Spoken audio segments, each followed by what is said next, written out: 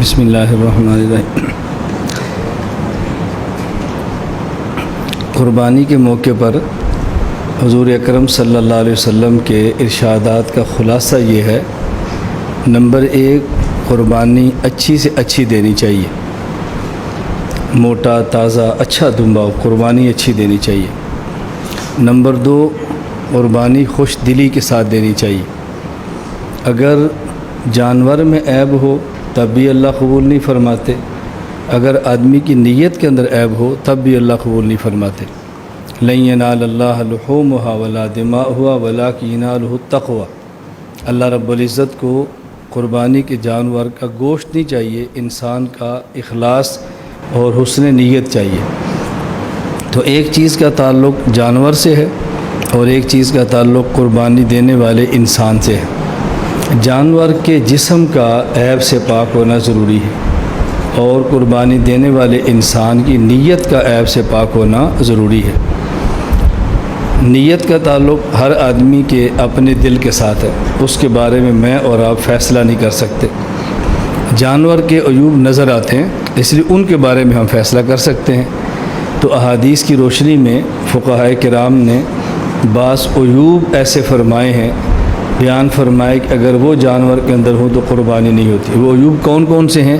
تو چند ایک عیوب کا آج کے سبق کے اندر تذکرہ ہوگا، وہ ذرا دیکھ لیں۔ نمبر 1، حضرت براء بن عازب رضی اللہ تعالیٰ عنہ فرماتے ہیں، رسول اکرم صلی اللہ علیہ وسلم نے ارشاد فرمایا، اربع لا تجوز فی الاضاحی، 4 قسم کے جانور ایسے ہیں کہ جن کو قربانی میں دینا اور ذبح کرنا جائز نہیں ہے۔ نمبر 1، العوراء بین عورھا، ایسا جانور جو کانا ہو اور اس کا کانا پن بہت واضح ہو۔ والمریضۃ بین مرضھا، جانور بیمار ہو اور اس کی بیماری بہت واضح ہو۔ والعرجاء بین ضلوھا، ایسا جانور جو لنگڑا ہو اور لنگڑا پن اس کا بہت واضح ہو۔ والکثیر التی لا تنقی، اور ایسا جانور جو کمزور ہو اور اتنا کمزور ہو کہ ہڈیوں کا گودا ختم ہو چکا ہو۔ ان 4 قسم کے جانوروں کی قربانی کرنا جائز نہیں۔ اب لنگڑا پن کتنا ہو اس کی وضاحت حدیث پاک میں نہیں ہے، تو فقہاء نے وضاحت فرما دی ہے، ایسا لنگڑا جانور جو چلتے وقت پاؤں زمین پر بالکل نہ رکھ سکتا ہو، اس کی قربانی جائز نہیں۔ البتہ اگر وہ چلنے میں اس پاؤں سے کچھ سہارا لیتا ہو تو اس کی قربانی جائز ہے۔ فتاوی شامیہ کتاب الاضحیہ جلد نمبر 9 صفحہ نمبر 536۔ نمبر 2، اسی طرح جانور کا اگر دانت ٹوٹا ہو تو اس کا عیب ہے اور ایسے جانور کو قربانی میں ذبح نہیں کرنا چاہیے۔ لیکن دانت کتنا ٹوٹا ہو، اس کی مقدار کیا ہے؟ تو فتاوی شامیہ کتاب الاضحیہ کے اندر یہ بات موجود ہے کہ جانور کے اکثر دانت ٹوٹے ہوں کہ چارہ بھی نہ کھا سکتا ہو، اس کی قربانی جائز نہیں۔ ہاں اگر چارہ کھا سکتا ہو تو قربانی جائز ہے۔ ظاہر ہے دانت کا ٹوٹنا عیب تو ہے، لیکن عیب کتنا ہو؟ معمولی سا دانت ٹوٹا تو عیب نہیں ہے، اتنے دانت ٹوٹ جائیں کہ چارہ کھانے پر کھا دینا ہو تو اس کو عیب شمار کریں گے۔ نمبر 3، اگر جانور کا کان کٹا ہو، حدیث پاک میں ہے، علی بن ابی طالب رضی اللہ عنہ فرماتے ہیں، رسول اکرم صلی اللہ علیہ وسلم نے ہمیں حکم دیا، امرنا رسول اللہ صلی اللہ علیہ وسلم ان نستشرف العین والاذن، کہ ہم جس جانور کی قربانی دیں اس کی آنکھ اور اس کے کان کو دیکھیں کہ اس کے اندر نقص تو نہیں ہے۔ وَأَلَّا نُضَحِّيَ بِمُقَابَلَةٍ، اور ایسے جانور کو قربانی میں ذبح نہ کریں جو جانور کا کان آگے سے کٹا ہو۔ وَلَا مُدَابَرَةٍ، اور ایسا جانور نہ دے جس کا کان پچھلی جانب سے کٹا ہو۔ اسی طرح وَلَا شَرْقَا، ایسا جانور قربانی میں نہ دیں کہ جس جانور کے کان پھٹے ہوں۔ اسی طرح ولا خرقا، ایسا جانور کہ جس کے کانوں میں سوراخ ہو، اس کو بھی نہ دیں قربانی میں۔ اب ایسے سوراخ کتنا مراد ہے، پھٹنا کتنا مراد ہے، اس کی تصریح حدیث پاک میں نہیں ہے۔ تو فقہائے کرام نے وضاحت فرمائی ہے کہ اگر کان کس حد تک کٹا ہو، فتاوی شامیہ کتاب الاضحیہ میں ہے، جس جانور کی پیدائشی طور پر ایک یا دونوں کان نہ ہوں، یا کان کا تیسرا یا اس سے زیادہ حصہ کٹا یا چرا ہو تو اس کی قربانی جائز نہیں۔ پیدائشی طور پر کان نہیں ہے تو بھی جائز نہیں، کان ہے لیکن کٹا ہوا ہے اور تیسرے حصے سے کم ہے تو جائز ہے، تیسرا حصہ اس سے زیادہ ہو، ایسے جانور کا یہ عیب شمار ہوگا اور اس کو قربانی کرنا جائز نہیں ہے۔ نمبر 4، اگر کسی جانور کا سینگ ٹوٹا تو اس کا حکم کیا ہے؟ سنن طحاوی کے اندر روایت موجود ہے، العیوب التی لا یجوز الہدایا والضحایا، ایسے عیوب کے جن کی وجہ سے قربانی کرنا جائز نہیں ہے۔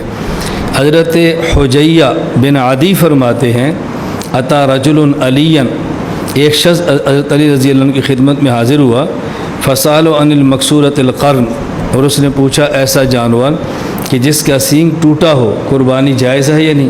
تو آپ نے فرمایا جائز ہے، کچھ حرج نہیں ہے۔ اب اس سے معلوم ہوتا ہے کہ سینگ ٹوٹا ہو تو قربانی جائز ہے علی کے ارشاد سے، لیکن اس کی وضاحت کیا ہے جو فقہا نے فرمائی، اگر جانور کا سینگ تھوڑا سا ٹوٹا ہو، اس طرح کہ اس کی جڑ نہیں اگتی، تو ایسے جانور کی قربانی جائز ہے، اور اگر سینگ سارا ٹوٹ جائے یا جڑ سے اکھڑ جائے، ایسے جانور کی قربانی کرنا جائز نہیں ہے۔ نمبر 5، اگر جانور کی دم کٹی ہو، اعلاء سنن میں علامہ ظفر احمد عثمانی رحمۃ اللہ علیہ نے باب ما لا یجوز تضحیتہ بہا وما یکرہ کے اندر نقل فرمایا ہے، اور فتاوی عالمگیریہ جلد نمبر 5 صفحہ 368 میں ہے۔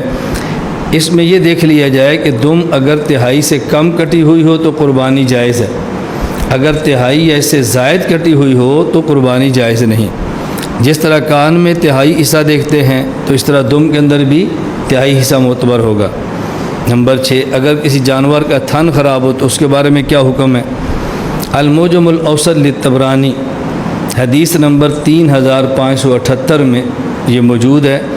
حضرت عبداللہ بن عباس رضی اللہ عنہ ارشاد فرماتے ہیں، لا یجوز فی البدن العوراء ولا العجفاء ولا الجرباء ولا المستلمۃ اتباؤها، لا یجوز فی البدن العوراء، ایسا جانور جو کانا ہو قربانی میں کرنا جائز نہیں ہے، ولا العجفاء، بہت زیادہ کمزور ہو، اس کا بھی قربانی میں ذبح کرنا جائز نہیں، ولا الجرباء، پورے بدن پہ خارش ہو، خارشی جانور، اس کا بھی ذبح کرنا جائز نہیں، ولا المستلمۃ اتباؤها، اور ایسا جانور کہ تھن کٹے ہو، اس کی قربانی بھی جائز نہیں۔ اب تھن کی مقدار کیا ہے؟ فتاوی عالمگیریہ میں ہے، گائے یا بھینس وغیرہ کا ایک تھن خراب اور باقی 3 ٹھیک ہو تو قربانی جائز ہے، اور اگر 2 تھن خراب ہوں تو قربانی جائز نہیں، اس لیے کہ گائے اور بھینس کے 4 ہوتے ہیں، اور بکری کے چونکہ تھن 2 ہوتے ہیں، اس لیے فرمایا اس طرح بکری وغیرہ کا ایک تھن خراب ہو تو قربانی جائز نہیں ہے۔ گائے اور بھینس کے تھن 4 ہیں تو 2 خراب ہو جائیں گے تو جائز نہیں ہے، ایک خراب ہو 3 ٹھیک ہو تو جائز ہے، اور ان کے تھن ہی 2 ہیں، اگر ایک خراب ہو گیا تو تہائی سے بڑھ گیا ہے، اس لیے اب اس کی قربانی کرنا جائز نہیں ہوگی۔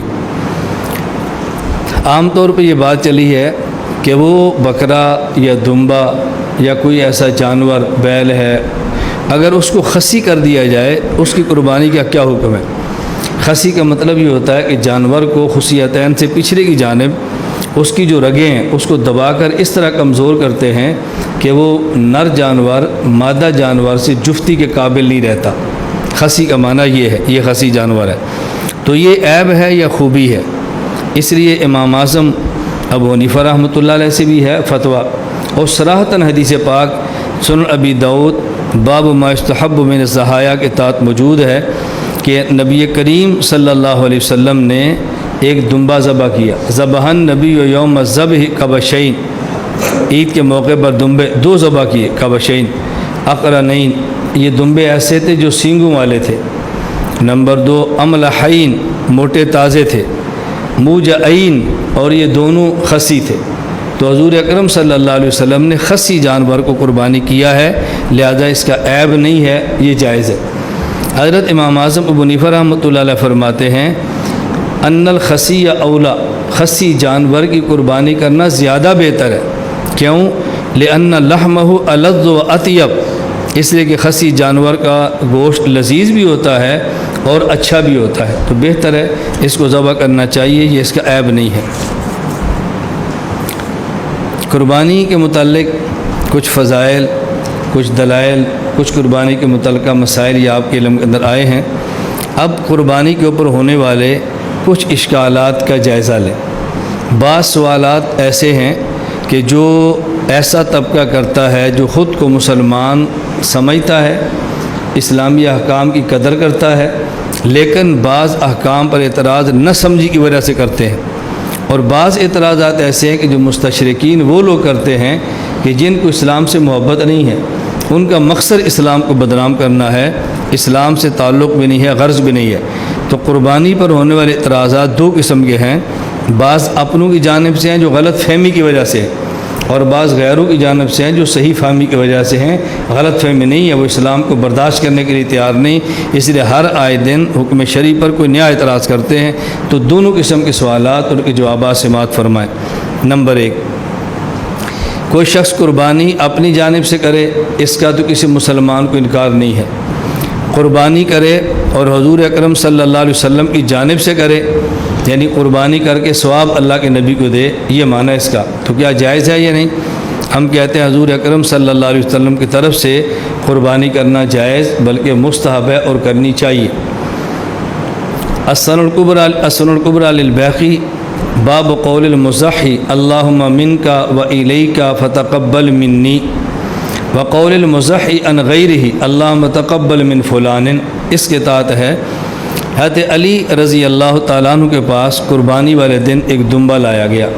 اتی علی بن ابی طالب رضی اللہ عنہ یوم النحر بکبش فذبحہ، حضرت علی رضی اللہ تعالیٰ عنہ نے ذبح کیا، اور جب ذبح کرنے لگے تو آپ نے یہ فرمایا بسم اللہ اللہم منک ولک ومن محمد لک، اے اللہ یہ قربانی اللہم منک، اے اللہ قربانی جو میں ذبح کرنے لگا ہوں تو یہ اس کا اجر مجھے نہیں، جو کرے گا اس کو تو اجر ملے گا ہی، لیکن اس کا اجر حضور اکرم صلی اللہ علیہ وسلم کی ذات گرامی کو ملے۔ ومن محمد لک، محمد کی طرف سے آپ کے لیے ہے، تو قربانی حضور کے لیے نہیں، قربانی تو اللہ کے لیے ہے، لیکن نبی پاک صلی اللہ علیہ وسلم کی طرف سے ہے۔ اور یہ جو درمیان اللہم منک، اس سے کسی کو شبہ ہوگا کہ قربانی تو اللہ کی طرف سے ہو رہی ہے، نہ، یہ ایسے ہی ہے جیسے وَاعْلَمُوا أَنَّمَا غَنِمْتُم مِّن شَيْءٍ فَأَنَّ لِلَّهِ خُمُسَهُ، اس کا خمس اللہ کے لیے ہے، اللہ کے لیے خمس نہیں ہے، مطلب یہ کہ اس کا ایک حصہ وہ ہے جو اللہ کے راستے کے اندر خرچ ہوتا ہے اور اللہ کے لیے ہے۔ تو من کا معنی یہ نہیں قربانی اللہ کی طرف سے ہے، یعنی یہ قربانی فی سبیل اللہ ہے، قربانی واجبہ نہیں ہے، قربانی نافلہ ہے۔ حضرت علی رضی اللہ تعالیٰ عنہ قربانی کے جانور ذبح کرتے اور حضور اکرم صلی اللہ علیہ وسلم کی طرف سے کرتے۔ پھر دوسرا دمبا ذبح ہوتا، آپ فرماتے بسم اللہ اللہم منک ولک ومن علی لک، دیکھو یہاں بھی من کا فرمایا ہے، یعنی اللہ یہ نفل ہے آپ کی رضا کے لیے ہے اور علی کی طرف سے ہے۔ ایک عالم زین الدین محمد بن عمر سراج الدین بن محمود شہاب الدین الرازی الحنفی، بہت بڑے محدث اور فقیہ گزرے ہیں، سن 766 کے اندر ان کا انتقال ہوا ہے۔ طبقات الحنفیہ عبد القادر قرشی کی کتاب کے اندر موجود ہے۔ بہت بڑے عالم، جن کا معمول کیا تھا کہ قرآن کریم پڑھتے اور حضور اکرم صلی اللہ علیہ وسلم کو اصال ثواب فرماتے، جانور ذبح کرتے اور اللہ کے نبی کی طرف سے قربانی کرتے۔ فتاوی شامیہ میں ہے ختم ابن السراج عنہ صلی اللہ علیہ وسلم اکثر من 10,000 ختمتاً وضحى عنہ مثل ذالک، انہوں نے نبی کریم صلی اللہ علیہ وسلم کی جانب سے 10,000 قرآن کریم ختم کیے، 10,000 قرآن کریم، اور قربانی بھی نبی پاک صلی اللہ علیہ وسلم کے لیے کرتے تھے۔ علامہ شامی رحمۃ اللہ علیہ اپنی رائے نقل فرماتے ہیں وقول علماءنا له ان يجعل ثواب عمله لغیرہ يدخل فیہ النبی صلی اللہ علیہ وسلم، اگر کوئی شخص عمل کرے اجر کسی اور کو دے، اس کے اندر حضور اکرم صلی اللہ علیہ وسلم بھی شامل ہیں کہ اللہ کے نبی کو اپنے عمل کا اجر دے، صرف شامل ہی نہیں، فإنه احق بذلک، رسول اکرم صلی اللہ علیہ وسلم کا زیادہ حق ہے کہ امتی نیک عمل کرے اور اجر نبی پاک صلی اللہ علیہ وسلم کو دے دے۔ کیوں؟ حیث انقذنا من الضلالہ فی ذلک نوع شکر، رسول اکرم صلی اللہ علیہ وسلم نے ہمیں ضلالت اور گمراہی سے نکالا ہے۔ دیکھو ضلالت سے نکالتے اللہ کی ذات ہے، لیکن محنت حضور اکرم صلی اللہ علیہ وسلم کی ہے، تو یہ نسبت سبب کی طرف ہے۔ تو جب ہم نبی پاک صلی اللہ علیہ وسلم کے لیے قربانی دیں گے، قرآن کریم پڑھیں گے، نیک عمل پڑھیں گے، صالح ثواب ان کی ذات کو کریں گے، ففی ذالک نوع شکر، تو گویا ہم حضور پاک صلی اللہ علیہ وسلم کا شکر ادا کر رہے ہیں، اور شکر آنے کے طور پر ہم صالح ثواب ان کو کرتے ہیں۔ فتاوی شامیہ کتاب الصلاۃ باب صلاۃ الجنائز۔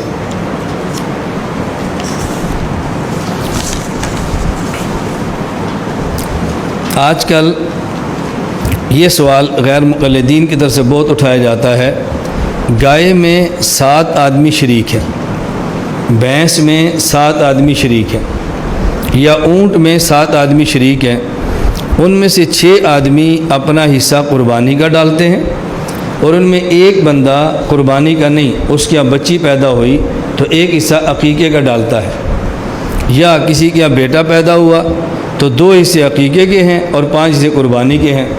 تو وہ جانور جو قربانی کے لیے ذبح کیا جائے اس میں کچھ شرکاء قربانی کی نیت کریں اور کچھ شرکاء عقیقہ کی نیت کریں تو جائز ہے یا نہیں؟ غیر مقلدین کہتے ہیں کہ جائز نہیں ہے، اور ہم کہتے ہیں کہ جائز ہے۔ اس کو اچھی طرح سمجھ لیں۔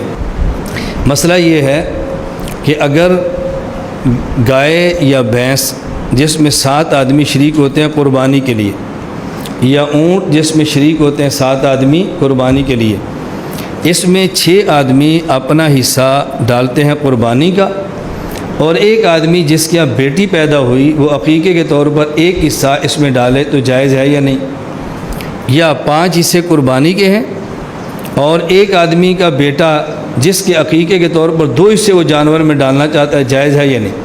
یعنی ایک ہی جانور میں کچھ حصے قربانی کے ہوں اور کچھ حصے قربانی کے نہ ہوں بلکہ عقیقہ کے ہوں تو جائز ہے یا نہیں؟ تو مسئلہ یاد رکھیں کہ اس طرح کرنا جائز ہے، اس میں حرج کی بات نہیں ہے۔ دلیل کیا ہے؟ رسول اکرم صلی اللہ علیہ وسلم نے عقیقے کے اوپر لفظ نسک استعمال فرمایا ہے۔ سنن ابی داؤد کتاب الضحایا باب فی العقیقہ، من ولد لہ ولد فاحب ان ینسک عنہ فلینسک، جس شخص کو اللہ بیٹا عطا فرمائے، بیٹی عطا فرمائے، اولاد عطا فرمائے، اور وہ اپنی اولاد کی طرف سے عقیقہ کرنا چاہے تو عقیقہ کرنا چاہیے۔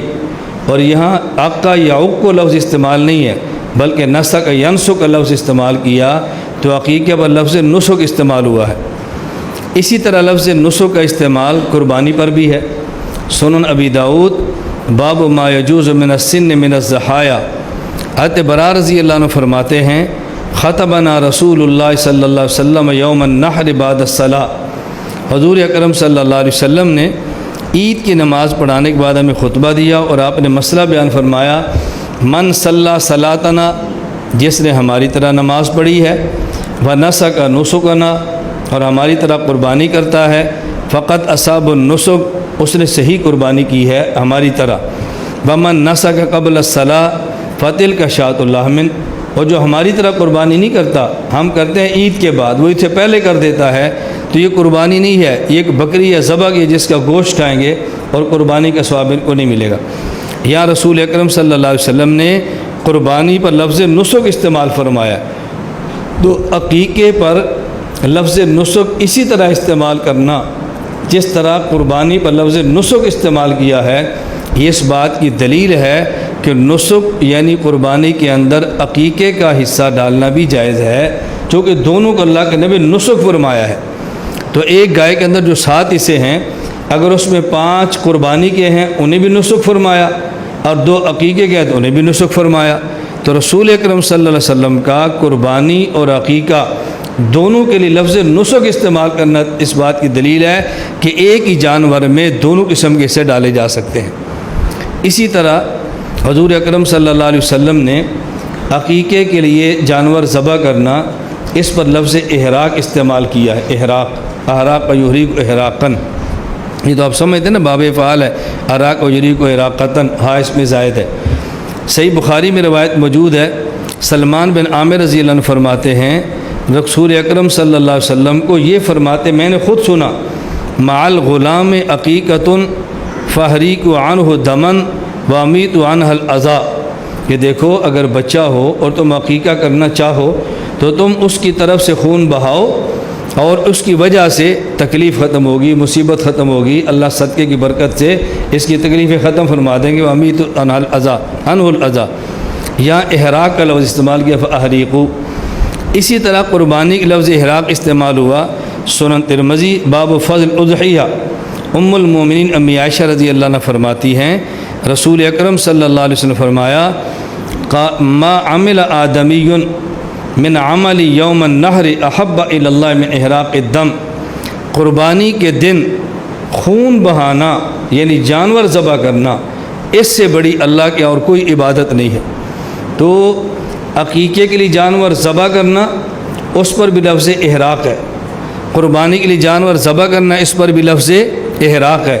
تو دونوں قسم کے ذبح کے لیے ایک لفظ استعمال کرنا اس بات کی دلیل ہے کہ ایک ہی جانور کو بطور عقیقہ اور اسی میں دوسرے حصے بطور قربانی کے کرنا چاہیں تو جائز ہے۔ ان دو دلیلوں میں فرق سمجھیں، دونوں میں فرق کیا ہے؟ فرق یہ ہے، ایک ہے عقیقہ اور قربانی کا جانور، نمبر دو عقیقہ اور قربانی کے جانور کو ذبح کرنا۔ پہلے جو ہماری دلیل ہے وہ ذبح پر نہیں ہے، وہ عقیقہ پر ہے کہ عقیقے کے جانور کو نسک فرمایا من ولد لہ ولد فاحب ان ینسک عنہ فلینسک۔ رسول اکرم صلی اللہ علیہ وسلم عقیقے کے لیے جانور کے ذبح کرنے کے لیے لفظ کیا استعمال فرماتے ہیں؟ نسک۔ اب اگر نسک ینسک کا معنی ذبح کرنا ہوگا تو جانور جو ذبح ہوگا اس جانور کو کیا کہیں گے؟ آپ اسے اس میں مفعول استعمال فرمائیں نا تو منسوخ کہیں گے، صفت مشبہ ہو تو نسیق کہیں گے۔ تو یہ استدلال جانور سے ہے۔ اور دوسری حدیث میں آپ نے فرمایا من صلی صلاتنا و نسکا نسکنا، یہاں لفظ صاف طور پہ قربانی کی جانور لفظ نسک فرما دیا ہے۔ تو پہلا استدلال ہے قربانی کی جانور کو کیا فرمایا، اور اب استدلال ہے کہ قربانی کے جانور کے لیے ذبح کرنے پر لفظ کون سا استعمال ہوا ہے، اور عقیقہ کے ذبح کرنے پر لفظ کون سا استعمال ہوا ہے؟ تو لفظ استعمال ہوا احراق یوریکو احراقتاً۔ یہ اس کو اچھی طرح ذہن میں نشین فرما لیں۔ باقی شیخ ابن قدامہ حنبلی رحمہ اللہ کا ایک قیاس نقل کیا ہے کہ وہ بھی اس بات کے قائل ہیں کہ جس جانور کو بطور قربانی کے ذبح کریں، گائے، بھینس، اونٹ کو، اگر اس میں عقیقہ کا حصہ شریک کرنا چاہیں تو بھی ٹھیک ہے۔ دلیل کیا ہے؟ وہ کہتے ہیں عقیقہ اور قربانی میں مناسبت ہے۔ مناسبت کیا ہے کہ جس طرح عقیقہ نسیکہ، میں نے کہا نسک ینسک نسیکہ صفت مشبہ نسیکہ، تو جس طرح یہ نسیکہ مشروعہ، اسی طرح قربانی میں نسیکہ مشروعہ ہے، یعنی عقیقے کے جانور کا ذبح کرنا یہ بھی شرعی حکم ہے، تو قربانی کے جانور کا ذبح کرنا وہ بھی ایک شرعی حکم ہے۔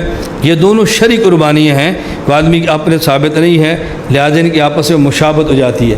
نمبر دو، جو جانور عقیقے کا ہے اس کے اندر وہی صفات ملحوظ رکھی گئی ہیں جو قربانی کے جانور کی صفات ملحوظ رکھی گئی ہیں۔ مثلا قربانی میں جانور کون سا ہونا چاہیے؟ مسنہ۔ عقیقہ میں کون سا ہونا چاہیے؟ مسنہ۔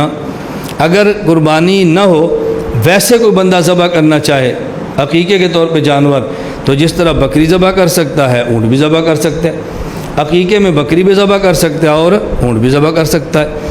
جس طرح قربانی کے جانور میں اچھا اور بہترین جانور ہونا چاہیے، تو عقیقہ کے اندر بھی جانور لاغر نہیں ہونا چاہیے، وہاں بھی جانور عمدہ ہونا چاہیے۔ تو جو صفات قربانی کے جانور کی ہیں وہی صفات عقیقہ کے جانور کی ہیں، لہذا عقیقہ والا جانور قربانی کے جانور کے مشابہ ہے۔ اس مشابہت کی بنیاد پر ایک ہی جانور جس میں 7 لوگ شریک ہو سکتے ہیں، بعض عقیقہ والے ہوں اور بعض قربانی والے ہوں، تو گنجائش ہے مشابہت کی وجہ سے۔ تو ابن قدامہ حنبلی رحمۃ اللہ علیہ نے اس پر یہ قیاس فرمایا۔ عقیقہ میں جانور ذبح کون سا کریں؟ عقیقہ میں چاہیں تو بکری بکرا ذبح کریں، ڈمبا یا بھیڑ اور مینڈا ذبح کریں، چاہے تو بھینس ذبح کریں، چاہے کٹا ذبح کریں، چاہے گائے ذبح کریں، چاہے اونٹ ذبح کریں، ہر قسم کا جانور جس طرح قربانی میں ذبح کر سکتے ہیں تو عقیقہ میں بھی یہ جانور ذبح کر سکتے ہیں۔ ہاں البتہ اس پہ ہمارے دلائل آپ سماعت فرما لیں اور اس کو اچھی طرح ذہن نشین فرما لیں۔ ہم لا الہ الا اللہ، غیر مقلدین کے اس پر موقف ہے کہ نہیں، آپ قربانی کے لیے بکری، گائے، اونٹ ذبح کر سکتے ہیں، لیکن عقیقہ میں آپ اونٹ ذبح نہ کریں، صرف بکری ذبح کریں۔ ان کی دلیل کیا ہے؟ حضرت ام المومن امی عائشہ رضی اللہ تعالی عنہا، حضرت عبد الرحمن بن ابی بکر رضی اللہ تعالیٰ عنہ جو امی عائشہ رضی اللہ تعالیٰ عنہ کے بھائی ہیں، ان کا بیٹا پیدا ہوا تو ان نے کہا یا ام المومنین حقی علیہ او قال عنہ جزورا، کہ یہ جو بیٹا پیدا ہوا ہے اس کی طرف سے اونٹ ذبح کر دیں فرمایا معاذ اللہ معاذ اللہ معاذ اللہ، خدا پناہ، ولیکن ما قال رسول اللہ صلی اللہ علیہ وسلم، تم وہ کہو جو اللہ کے نبی نے فرمایا ہے۔ حضور پاک نے فرمایا شاتان مکافآتان، کہ تم 2 بکریاں ذبح کرو، ایک جیسی 2 بکریاں۔ ایک جیسی سے مراد یہ نہیں کہ ایک بکری 6 مہینے کی، ایک بکری سال کی ہو، دونوں سال کی ہو، یہ معنی ایک جیسی کا۔ ام المومن امی عائشہ رضی اللہ تعالیٰ عنہ اس پر راضی نہیں ہے، اور صراحتاً نے یہ بات فرما دی کہ حدیث سے معلوم ہوتا ہے ثابت نہیں، لہٰذا اونٹ کو عقیقے کے طور پر ذبح کرنا جائز۔ جواب سنیں، ہم کہتے ہیں جو آپ نے دلیل پیش کی ہے نا، یہاں دلیل کی بنیاد معاذ اللہ ہے کہ امی عائشہ ناراض کا اظہار فرما رہی ہیں۔ معاذ اللہ کا معنی وہ نہیں جو آپ سمجھیں، معاذ اللہ کا معنی یہ ہے کہ بہتر یہ ہے کہ آپ وہ جانور ذبح کریں، وہ جانور ذبح کریں جسے بکری یا دمبا وغیرہ کہتے ہیں، وہ جانور ذبح نہ کریں کہ جس جانور کا ذبح ہونا منقول نہیں ہے۔ تو معاذ اللہ کا معنی یہ نہیں ہے کہ اونٹ کو ذبح کرنا جائز نہیں ہے، معاذ اللہ کا معنی یہ ہے افضل یہ ہے کہ اونٹ کی بجائے 2 بکریاں، اور اگر بچی ہو تو بکری ذبح کریں ایک۔ اس پہ دلیل کیا ہے کہ امی عائشہ رضی اللہ تعالیٰ معاذ اللہ سے مراد یہ نہیں تھی۔ دلیل المستدرک علی الصحیحین میں روایت موجود ہے، باب و طریقۃ العقیقہ و ایامہا کے اندر، کہ حضرت عبد الرحمن بن ابی بکر رضی اللہ تعالیٰ عنہ، وہی روایت، اب یہاں الفاظ دوسرے ہیں۔ حضرت عبد الرحمن بن ابو بکر رضی اللہ تعالیٰ عنہ، ان کے گھر والوں نے نظر مانگی کہ اگر ان کے ہاں پیدا بچہ ہو تو منت مانگی، نحرنا جزوراً، ہم عقیقے میں اونٹ ذبح کریں گے، یہ منت مانگی۔ امی عائشہ رضی اللہ نے فرمایا کہ لا، بل سنت افضل، بلکہ سنت افضل ہے۔ وہ کیا؟ ان الغلام شاتان مکافآتان وان الجاریۃ شاتن، اگر بیٹا ہو تو 2 بکری ذبح کر دو، اگر بیٹی ہو تو 1 ذبح کر دو۔ اب دیکھو یا امی عائشہ رضی اللہ تعالیٰ نے صراحتاً فرما رہی ہیں بل سنت و افضل، اس کا معنی یہ نہیں ہے کہ اونٹ کو ذبح کرنا جائز نہیں ہے، اس کا معنی یہ ہے کہ عقیقے میں بیٹا ہو تو 2 بکریاں ذبح کرنا اونٹ کی بجائے افضل ہے، اگر بیٹی ہو تو اونٹ کی بجائے 1 بکری ذبح کرنا افضل ہے۔ تو ناجائز اور ناجائز ہونا اور ہوتا ہے، اور افضل اور مفضول ہونا اور ہوتا ہے، راجح اور مرجوح ہونا بالکل الگ تھلگ ہوتا ہے۔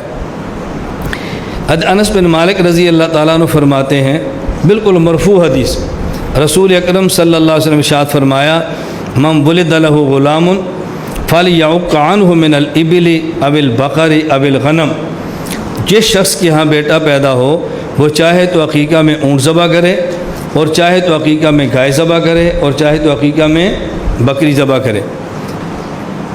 اب اس کی روایت پہ کچھ کلام ہے کہ روایت ضعیف ہے، ہم کہتے ہیں اگر ضعیف بھی ہو تو اس کی تائید صحابی کے عمل سے ہو جاتی ہے۔ وہ کیا؟ انس بن مالک رضی اللہ تعالیٰ خود کان یعق عن بنیہ الجزور، المعجم الکبیر طبرانی کی روایت موجود ہے۔ حضرت قتادہ فرماتے ہیں انس بن مالک کا اپنا معمول یہ تھا، ان کے ہاں بچہ پیدا ہوتا تو اس کے لیے عقیقے کے طور پر اونٹ ذبح کرتے۔ اگر صرف حدیث مرفوع ہوتی اور ضعیف ہوتی، ہمارے عمل کی پھر بھی گنجائش موجود ہے، لیکن حدیث بھی ہو اور پھر صحابی کا عمل بھی ہو، فتویٰ بھی ہو، اس میں پھر انکار کی گنجائش ہی نہیں رہتی۔ اونٹ ذبح کرنا چاہیں تب بھی ٹھیک ہے، گائے ذبح کرنا چاہیں تب بھی ٹھیک ہے، بکری ذبح کرنا چاہیں تب بھی ٹھیک ہے، دونوں میں کوئی حرج کی بات نہیں ہے۔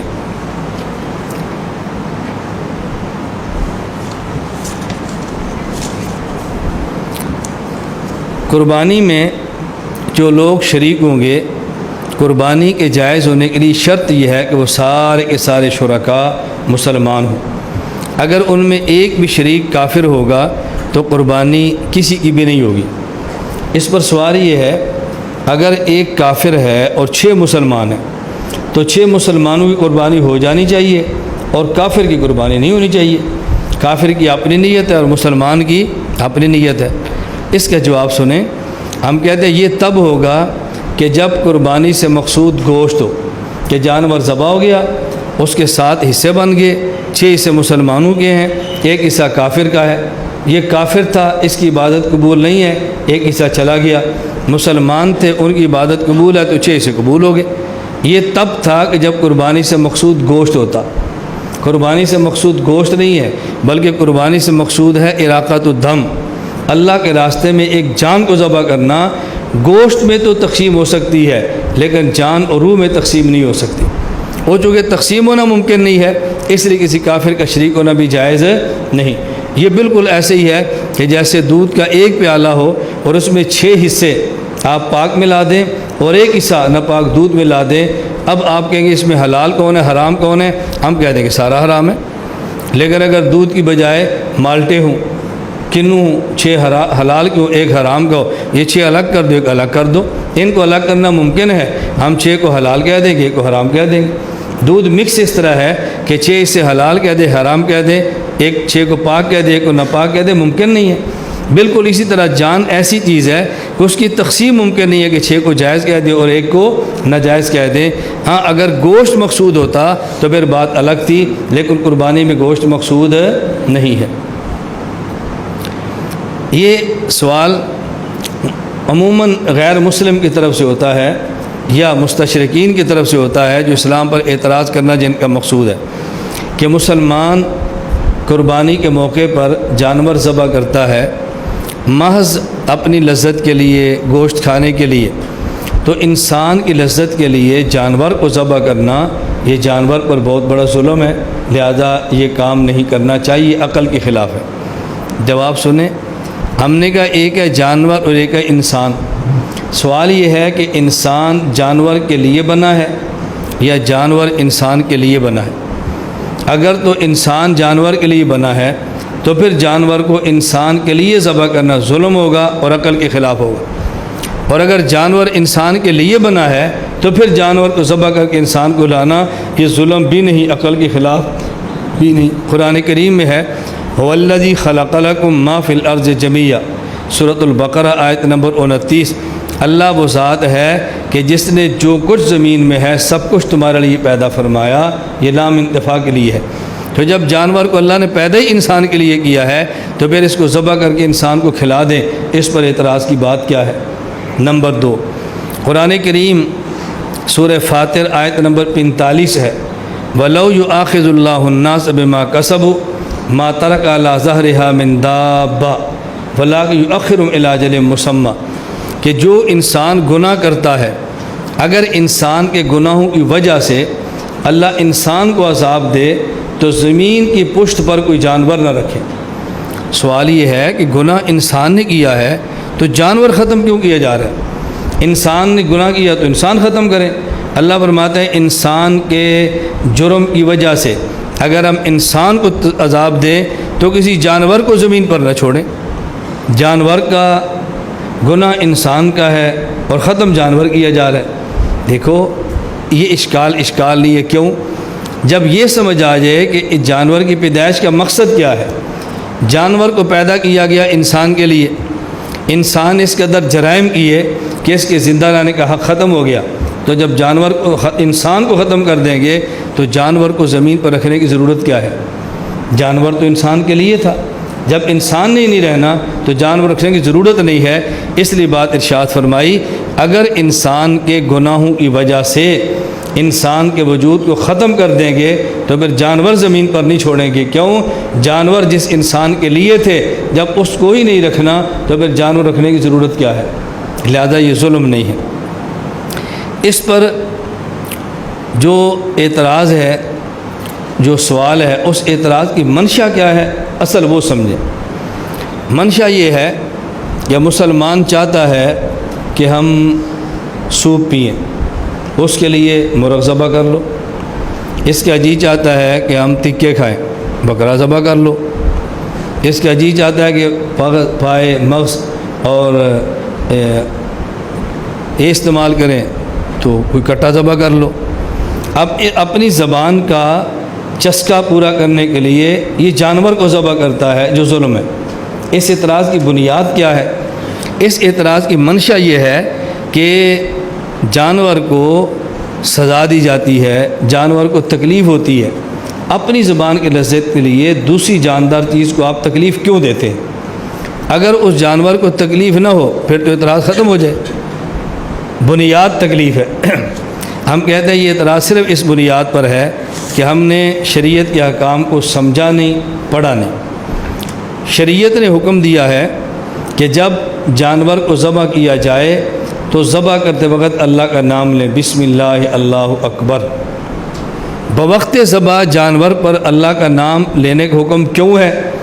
جب انسان بوقت ذبح جانور پر اللہ کا نام لیتا ہے تو اللہ کے نام کی برکت سے جانور اتنا خوش ہوتا ہے کہ خدا کے نام پر ذبح ہونے میں اس کو تکلیف نہیں ہوتی۔ بنیاد تو تکلیف تھی، جب تکلیف نہیں تو پھر اعتراض کا کیا مطلب؟ اس کو تکلیف نہیں ہوتی۔ اس کی مثال سمجھیں کہ شہید میدان جنگ میں جب قتل ہوتا ہے تو اس کو قتل ہونے کی وہ تکلیف نہیں ہوتی جو ہم محسوس کر رہے ہوتے ہیں۔ حدیث پاک سنن نسائی باب ما یجد الشہید من العلم کے اندر روایت موجود ہے۔ حضرت ابو ہریرہ رضی اللہ تعالیٰ فرماتے ہیں ما یجد الشہید من مس القتل الا کما یجد احدکم من مس القرصہ، کہ شہید اللہ کے راستے میں قتل ہونے کی اتنی سی تکلیف محسوس کرتا ہے کہ جتنی کوئی بندہ معمولی سی چیونٹی کاٹنے کی تکلیف محسوس کرتا ہے۔ ہم سمجھتے ہیں کہ دیکھو تلوار لگ گئی ہے، اس کے اوپر گولی چلی ہے، اس کے جسم کے ٹکڑے ہوئے ہیں، بیچاروں کو کتنا درد ہوتا ہوگا۔ اللہ کے نبی فرماتے ہیں درد نہیں ہوتا، وہ اللہ کے نام پہ کٹتا ہے، اتنی لذت سے ذبح ہوتا ہے کہ اس کو ذبح ہونے کی درد نہیں ہوتی۔ تو جب اس جانور پر اللہ کا نام لیں گے، اللہ کا نام لینے پر جو درد ہوگی اس کو اتنی لذت محسوس ہوتی ہے کہ اس کو درد محسوس نہیں ہوتی۔ تو اعتراض کی بنیاد تکلیف ہے، جب تکلیف ہے تو اعتراض کون سا ہوگا؟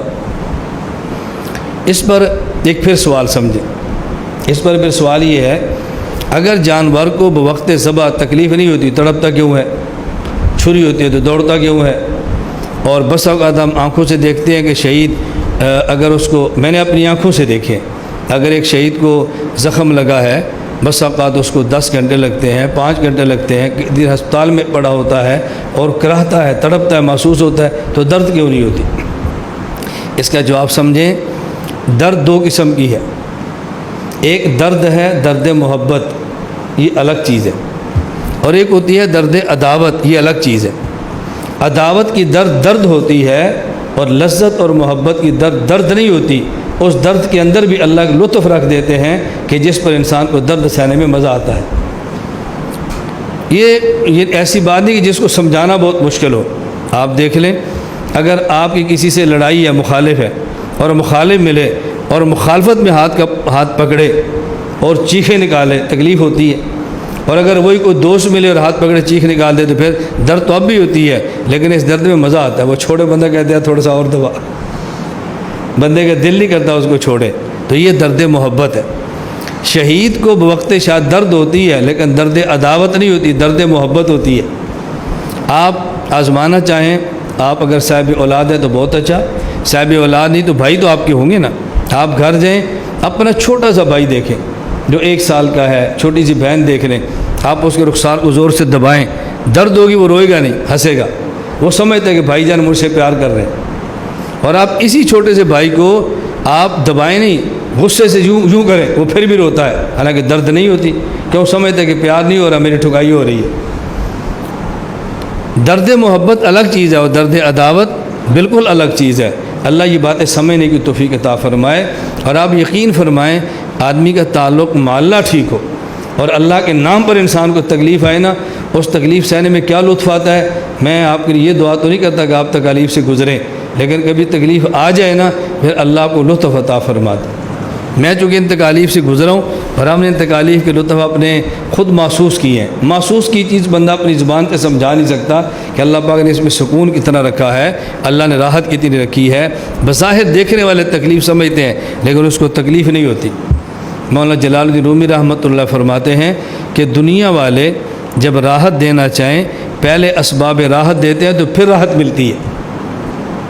اللہ جب راحت دیتے ہیں اسباب راحت چھوڑ کے پھر راحت دیتے ہیں۔ اسباب غم کے ہوتے ہیں، اللہ دیتے خوشی، اور دنیا والے اسباب غم ختم کرتے ہیں پھر خوشی دیتے ہیں۔ یوسف علیہ السلام جب جیل میں گئے تو کیا فرمایا؟ رب السجن احب الی مما یدعون، اے اللہ جس کی طرح مجھے یہ بلاتی ہے نا، مجھے اس سے آپ کے جیل، آپ کی محبت کے جیل خانہ احب ہے، مجھے محبوب ترین ہے۔ اب بظاہر جیل میں جانا تکلیف دہ، محبوب ترین کیسے ہو گیا؟ لیکن یہ یوسف علیہ السلام سے پوچھو جن کا خدا سے تعلق مضبوط تھا۔ انہیں عورت کے پیار پر خدا کی جیل خانے کو ترجیح دی ہے یوسف علیہ الصلوۃ والسلام نے۔ مولانا رومی فرماتے ہیں گر او خواہد عین غم شادی شود، گر او خواہد عین غم شادی شود، پائے بند آزادی شود، عین پائے بند آزادی شود۔ مولانا رومی فرماتے ہیں گر او خواہد عین غم شادی شود، عین پائے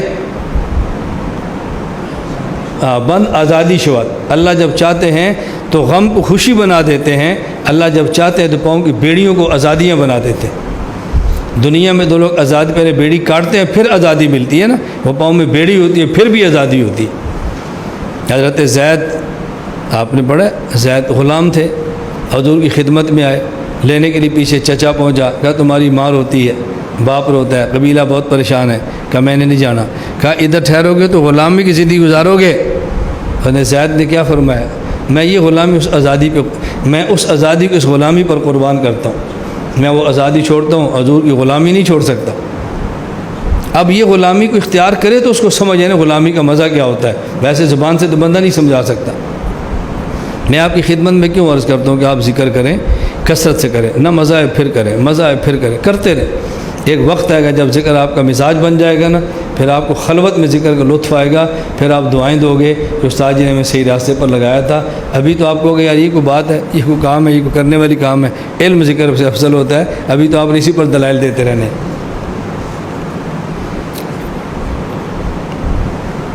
یہ سوال جواب سمجھ آ گیا؟ حکیم الامت حضرت تھانوی رحمۃ اللہ علیہ کی ایک عبارت ہے جو کہ اشرف الجواب میں ہے، اس پر غیر مقلدین نے اعتراض کیا ہے۔ پہلے عبارت سن لیں۔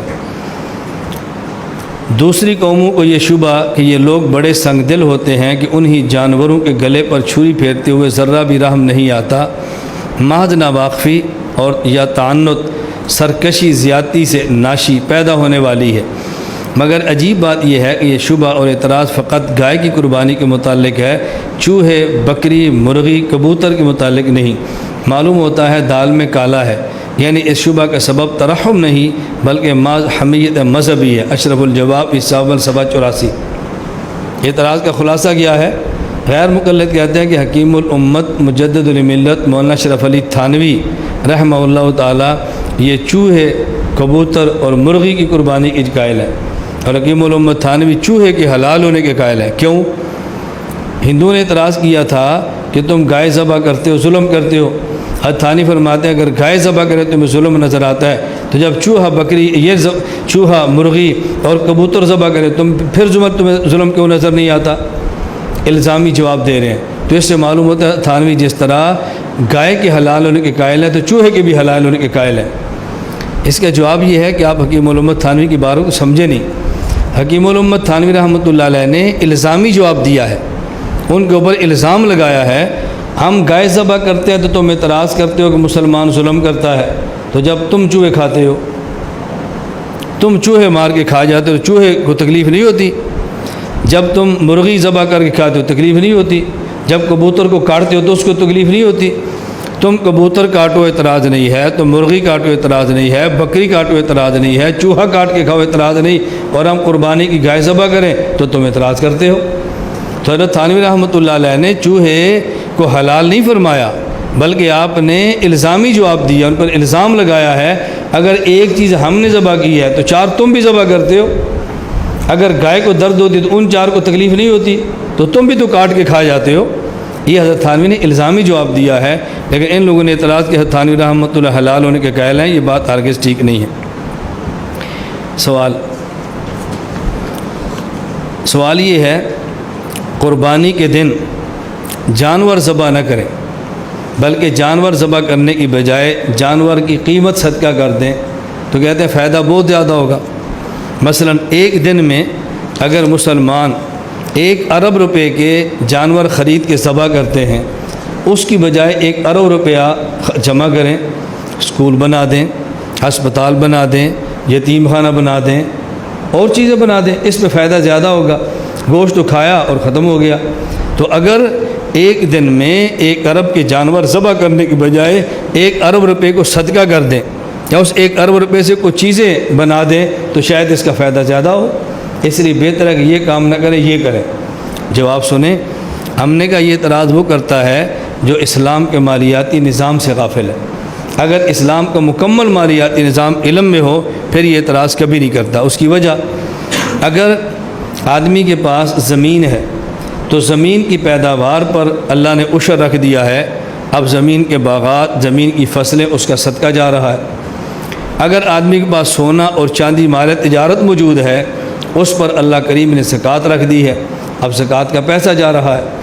اگر آدمی مسلمان بالغ ہے، صاحب استطاعت ہے اور عید کے دن ہے، اس کے اوپر صدقۃ الفطر رکھ دیا ہے، جس سے غریبوں کی حاجات پوری ہو رہی ہیں، اور اس کے علاوہ صدقات نافلہ بھی رکھے ہیں جو غریبوں کی حاجات پوری کرتے ہیں۔ اللہ رب العزت کی جو منشا ہے وہ یہ ہے کہ اس دن صرف اور صرف محبوب ترین اپنا جانور ذبح کرو۔ تم نے صدقہ فطر بھی دیا ہے، تم نے باغات میں عشر بھی دیا ہے، تم نے سونا چاندی میں زکوٰۃ بھی دی ہے، اور اگر تمہارے پاس زیادہ تعداد میں جانور موجود ہے کچھ شرائط کے ساتھ، اس میں جانور بھی تم نے زکوٰۃ کے طور پہ دے دیا ہے۔ اب ہماری خواہش یہ ہے کہ جو جانور موجود ہیں اور تمہاری محبوب چیز ہے، اس کو ذبح کر کے اس کا گوشت بھی اللہ کے راستے کے اندر دو، اور یہ جانور بھی ذبح خدا کے نام پر کرو۔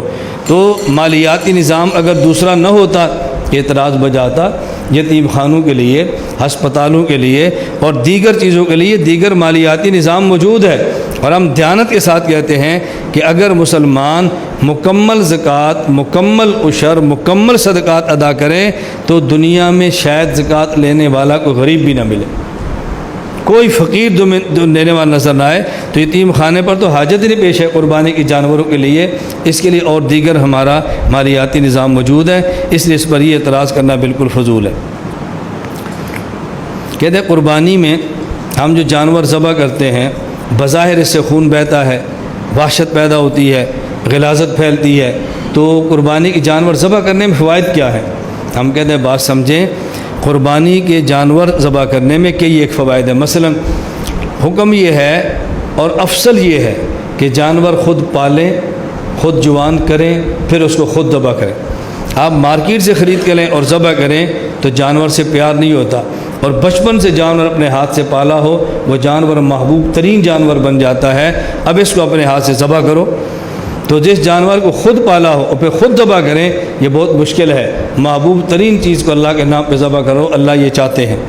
نمبر 2، مسلمان پر نماز، روزہ، حج، زکوٰۃ، اسی طرح مسلمان پر اللہ پاک نے جہاد بھی فرض قرار دیا ہے، اور جہاد کے اندر بنیادی بات کیا ہے؟ اعضاء کا کٹنا، خون کا نکلنا، خون کا بہنا اور زخموں کا آنا۔ جس بندے نے کبھی زخم نہیں دیکھے، خون نہیں دیکھے، اعضاء کٹتے نہیں دیکھے، اچانک جہاد کے اندر جائے گا، معمولی سا خون دیکھے گا تو اس کا تو کلیجہ منہ کو آ جائے گا۔ اس لیے حکم دیا کہ ہر سال جانور ذبح کرو، اور افضل یہ ہے کہ قربانی کے جانور اپنے ہاتھوں ذبح کرو۔ جب اپنے ہاتھ سے جانور کو ذبح کرنے کی مشق کرتا ہے تو وہ کافر جو انعام کی طرح ہے، پھر اس کو ذبح کرنے میں انسان کو تکلیف محسوس نہیں ہوتی۔ اور جس نے کبھی جانور کو بھی ذبح نہیں کیا، وہ کفار جس کو اللہ اولئک الانعام کہتے ہیں، یہ بہت بڑا ظلم ہے، بہت بڑا ظلم ہے، بہت بڑا ہے۔ جانوروں کو ذبح کرنے کی عادت پڑ جائے گی تو جانوروں کی طرح جو کافر ہے، اس کو ذبح کرتے پھر بندے کو ظلم نظر نہیں آئے گا، بلکہ اس کو لذت محسوس ہوگی۔ میں اللہ کے باغی کو ذبح کر رہا ہوں، خدا کے باغی کا وجود دنیا سے ختم کر رہا ہوں، پھر آدمی کو ناراضگی۔ غزوہ بدر کے موقع پہ عمر نے کیا عرض کیا تھا؟ یا رسول اللہ، میرے خاندان میرے حوالے کریں، علی کے خاندان اس کو دیں، صدیق کے خاندان اس کو دیں، ان خدا کے دشمنوں کو ہم اپنے ہاتھوں سے ذبح کریں۔ جب اسلامی حمیت اور غیرت ہونا تو پھر آدمی کا ذوق الگ ہوتا ہے، اور جب مذہبی حمیت نہ ہو تو پھر یہ باتیں سمجھانی بڑی مشکل ہے۔ اور یہ بات اچھی طرح سمجھ لیں، پھر کے موقع پر میں تفصیل سے عرض کروں گا۔ جس طرح توحید کا تعلق نقل سے نہیں عقل سے ہے، جہاد کا تعلق دلائل سے نہیں غیرت کے ساتھ ہے۔ بات سمجھ آ گئی؟ توحید کا تعلق نقل سے نہیں عقل سے ہے۔ وہی نہ ہو، فطرت وہی کا زمانہ، عقل ہو، توحید پر ایمان پھر بھی فرض ہے۔ نبی آ جائے اور وہی آ جائے اور عقل نہ ہو، توحید پر ایمان پھر بھی فرض نہیں ہے۔ تو توحید کی بنیاد عقل ہے، نقل نہیں ہے۔ اسی طرح جہاد کی بنیاد غیرت ہے، جہاد کی بنیاد دلائل نہیں ہے۔ غیرت ہو تو پھر بندہ سب کچھ کرتا ہے۔ ابھی چند دن قبل کی بات میں ملیشیا سفر میں تھا تو مقبوضہ کشمیر سے کچھ لوگ آئے تھے ملنے کے لیے، تو حضرت کشمیر میں ہم کیا کریں؟ میں نے کہا تم گناہ چھوڑو اور جہاد کرو۔ ساتھ ایک مفتی صاحب بیٹھے تھے، جہاد کے لیے شرائط ہوتی ہیں۔ میں نے کہا ہم 5 بندے ادھر بیٹھے ہیں، ابھی کو ہمارے اوپر ہے ہمارا مال چھینے، تو پھر آپ کو امیر بنائیں یا میں امیر بنوں گا؟ کیا کریں پھر؟ نہیں، مال بچائیں۔ میں نے کہا نہیں، پہلے فیصلہ کریں کہ امیر کس کو بنانا ہے۔ وہ ہمارا مال چھین رہے ہیں، ہماری ٹھکائی کر رہے ہیں، اور ہم بیٹھے نہیں ذرا امیر بنا لیں کہ ان سے بچنا کیسے؟ اور میں نے کہا قبلہ یہ شرائط تب ہوتی ہیں جب پوری دنیا میں خلافت موجود ہو، پوری دنیا میں اسلام کی شان و شوکت موجود ہو، دنیا مسلمان کی عزت محفوظ ہو، پھر کسی کفری علاقے میں حملہ کرنا ہو، یہ شرائط تب ہوتی ہیں۔ اور جب کافر حملہ کرے ہم دفاع کریں، پھر وہ شرائط نہیں ہوتی۔ کچھ آپ مفتی صاحب خیال فرمائیں، بس خاموش ہو گئے۔ پھر کہتا ہے اچھا ان کو بتائیں کیسے جہاد کریں؟ میں نے کہا یہ میں نہیں بتا سکتا کیسے کریں، کشمیر والے کیسے کریں، یا کشمیر والے کشمیر میں فیصلہ کریں۔ نہ میں کشمیر گیا ہوں، نہ میں نے دیکھا ہے، میں یہ نہیں کہہ سکتا کیسے کریں، لیکن یہ ضرور کہوں گا کہ کریں۔ بات سمجھ آ گئی؟ کیسے کریں ہم کیسے کہہ سکتے ہیں ابھی آپ لوگ کیسے کرو؟ ہر بندہ اپنے ملک اپنے ماحول کو جانتا ہے۔ میں نے اس لیے آپ سے کہا نا کہ اب آپ نے پھر کہنا ہے استاد جی تخصصات کو آپ درمیان میں لے آتے ہیں۔ تمہیں سمجھ آ گئی جو بات میں کہنا چاہ رہا ہوں؟ نہیں سمجھے؟ پڑھا ہوا ہے، شرائط ہوتی ہیں، شرائط ہوتی ہیں، بس کہاں ہوتی ہیں کب ہوتی ہیں چھوڑو، بس شرائط ہوتی ہیں۔ نماز کے لیے بھی شرطیں ہیں، فلاں کے لیے بھی شرطیں ہیں، جہاد کے لیے بھی شرطیں ہیں۔ ہم نے کہا ہیں شرطیں۔ نماز کے لیے قبلہ شرط ہے یا نہیں جی؟ اور اگر قبلہ ممکن نہ ہو تو پھر جی اب کدھر گئی شرط؟ نماز کے لیے وضو شرط ہے کہ نہیں؟ پانی نہ ملے پھر جی کدھر گئی شرط؟ نماز کے لیے وقت شرط ہے کہ نہیں؟ اور وقت پہ نہ پڑھ سکے تو پھر جی شرطیں کدھر گئی آپ کی؟ قوم کو دھوکہ دیتے ہو۔ نماز فرض ہے مگر کچھ شرائط ہے، جہاد فرض ہے مگر کچھ شرائط ہے۔ اب کرو ان شرائط پہ بات۔ میں نے کئی بار کہا مجھے بحمد اللہ مسائل پر بڑا شرح صدر ہے، مجھے کوئی الجھن نہیں، میں دعوت کے اندر وقت نہیں لگاتا، لیکن تبلیغ کے کام پر تم 1000 اعتراض کرو میں جواب دوں گا، مجھے شرح صدر ہے۔ میں عملاً جہاد کے اندر نہیں ہوں، لیکن آپ جہاد پہ لاکھ اعتراض کریں میں جواب دوں گا، مجھے شرح صدر ہے اس پر۔ یہ اللہ کا بہت بڑا احسان ہے کہ اللہ پاک نے ہمیں دین کے معاملے میں ایسا شرح صدر عطا فرمایا ہے، الجھن نہیں۔ آپ کوئی مجلس لگا لیں، جتنے اعتراض تمہارے پاس موجود ہے تم دل کھول کے کرو، لیکن یوں نہیں کہ اعتراض کر لو جواب دور ہو جائے، پھر بھی غور کریں گے، پھر بھی مشورہ کریں گے، پھر بھی میں پوچھوں گا، پھر پوچھ پاچھ چھوڑو، پھر اگلا کام کرو۔ اگر پوچھنے پاچھنے میں لگنا ہے پھر ہمارا وقت ضائع کیوں کرتے ہو؟ یہ میں غلط کہہ رہا ہوں ٹھیک کہہ رہا ہوں؟ چلیں خدا مجھے بھی سمجھ عطا فرمائے، آپ کو تو ہے ہی ہے، اللہ ہمیں سمجھتے میں تو اپنی سمجھ کی دعا کرتا ہوں، آپ کی تو دعا نہیں کر رہا۔ چلیں ایک سوال بس ختم کریں۔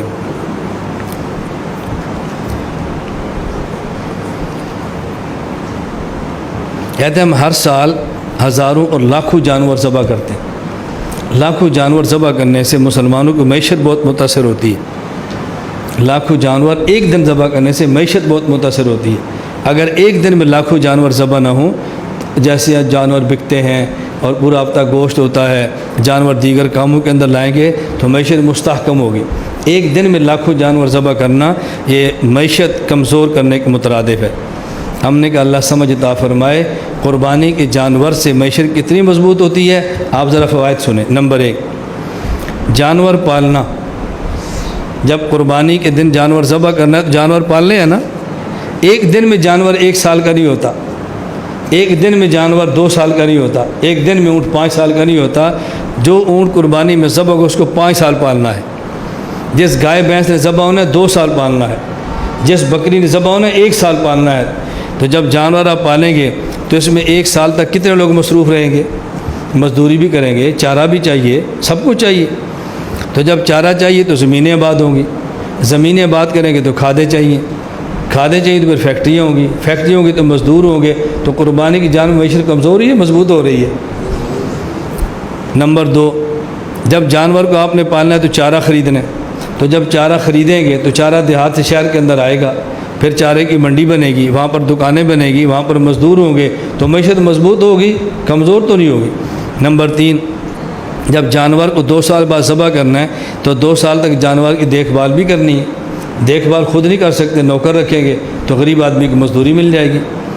نمبر 4، جب آپ نے جانور گائے 2 سال کے بعد ذبح کرنی ہے جانور، تو یہ جب بڑا ہوگا تو دودھ بھی دے گا، اونٹ 5 سال کی اونٹنی ذبح کرنی ہے تو بڑی ہوگی، دودھ بھی دے گی، سارا دودھ تو بندے پیتے نہیں ہیں، پھر دودھ فروخت بھی کرتے ہیں، تو معیشت کمزور نہیں ہوگی، معیشت مضبوط ہوگی۔ نمبر 5، اگر جانور شہر سے باہر ہے، شہری لوگ جانور نہیں پالتے، تو باہر سے جانور شہر میں لائیں گے تو اس کے لیے آپ کو منڈی کا انتظام کرنا پڑے گا، ٹرانسپورٹ کا انتظام کرنا پڑے گا، ٹرانسپورٹ پر ڈرائیور چاہیے، اس کو لادنے کے لیے مزدور چاہیے، مزدوروں نے جہاں کام کرنا ان کو کھانا چاہیے، کھانے کے لیے پھر ہوٹل بنیں گے، ہوٹلوں کے لیے گندم چاہیے، سبزیاں چاہیے، گوشت چاہیے، تو معیشت مضبوط ہو رہی ہے نا، کمزور تو نہیں ہو رہی۔ نمبر 6، منڈیوں کا مستقل نظام اور کئی لوگوں کی روزی۔